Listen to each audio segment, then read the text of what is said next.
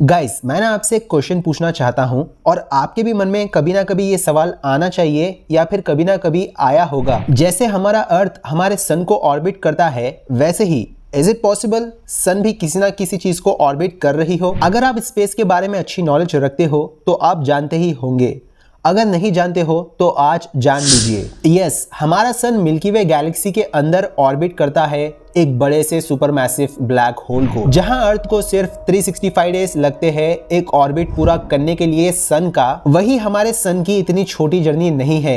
एक पूरे के पूरे गैलेक्सी को ऑर्बिट करने के लिए our sun takes nearly and approximately 220 million years to complete one orbit of our Milky Way galaxy. और हमारे इस बड़े से मिल्की वे गैलेक्सी के बीच में बैठा हुआ है वो बड़ा सा दानव जिसे आप, मैं और हम ब्लैक होल के नाम से जानते हैं। और इस ब्लैक होल को आप हल्के में मत लीजिए, ये एक्चुअली एक सुपरमैसिव ब्लैक होल है जो हमारे मिल्की वे गैलेक्सी के एकदम बीच में एग्जिस्ट करता है। और एक बात आप नोट कर लीजिए, आज तक जितने भी गैलेक्सी को हम ह्यूमंस ने स्टडी किया है, सबके बीच में ब्लैक होल्स ही एग्जिस्ट करते हैं। अब भले ही हमारा सन इस ब्लैक होल से अप्रोक्सीमेटली 25,000 टू 26,000 लाइट ईयर्स की दूरी पर एग्जिस्ट करता है, तो क्या हमारा सन इस गैलेक्सी के ग्रेविटी के साथ साथ इस ब्लैक होल के चक्कर नहीं लगा रहा? एंड नॉट ओनली सन, जितने और भी सोलर सिस्टम्स हमारे मिल्की वे में एग्जिस्ट करते हैं, वो सारे के सारे इस ब्लैक होल के ही अराउंड ऑर्बिट कर रहे हैं। और आप यहाँ कंफ्यूज मत होना, हम सेंटर ऑफ द यूनिवर्स की बात नहीं कर रहे, हम सिर्फ हमारे मिल्की वे गैलेक्सी के सेंटर की बात कर रहे हैं जो यूनिवर्स का एक छोटा सा पार्ट है।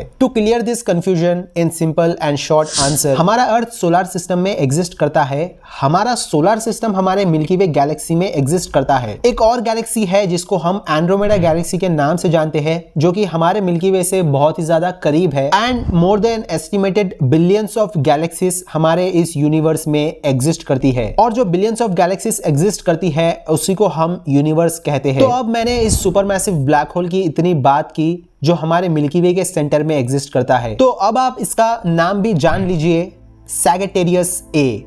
और साथ साथ में सिर्फ नाम ही क्यों, उसकी एक झलक भी देख लीजिए। हाँ, यही वो हमारे मिल्की वे के सेंटर में बसने वाला सुपरमैसिव ब्लैक होल है, जिसके रेडिएशन को कैप्चर करके with the help of so many telescopes हम फाइनली एक झलक देख पाए कि सेंटर ऑफ द गैलेक्सी कैसी दिखती है। तो यही है वो Sagittarius A supermassive black hole, the heart of the Milky Way और the centre of the Milky Way. अब आप जब भी इस इमेज को देखोगे आप कंफ्यूज मत होना, एक्चुअली ये दो अलग अलग ब्लैक होल्स की इमेज है। पहला है सैगिटेरियस ए और जो दूसरी इमेज हमने कैप्चर की वो है M87 गैलेक्सी का एक ब्लैक होल। एंड सो फार यही दो ब्लैक होल्स की इमेजेस है हमारे साइंटिस्ट के पास जो बड़ी मुश्किल से हम कैप्चर कर पाए। और मैं एक और बात आपको बताना चाहता हूँ, हमारे गैलेक्सी में सिर्फ यही एक ब्लैक होल नहीं है जो एग्जिस्ट करता है, even millions of black holes हमारे गैलेक्सी में एग्जिस्ट करते हैं। Yes, I am not kidding. लेकिन जो सबसे बड़ा ब्लैक होल है हमारे गैलेक्सी में, यही वही है, सैगिटेरियस ए। फिर से एक बार बोलना चाहता हूँ, मैं सिर्फ गैलेक्सी की बात कर रहा हूँ, not the whole universe. Galaxy इस यूनिवर्स का एक छोटा सा पार्ट है, इस बात को दिमाग में बिठा लो। वेल हाँ, ये गैलेक्सीज यूनिवर्स में ही आती है।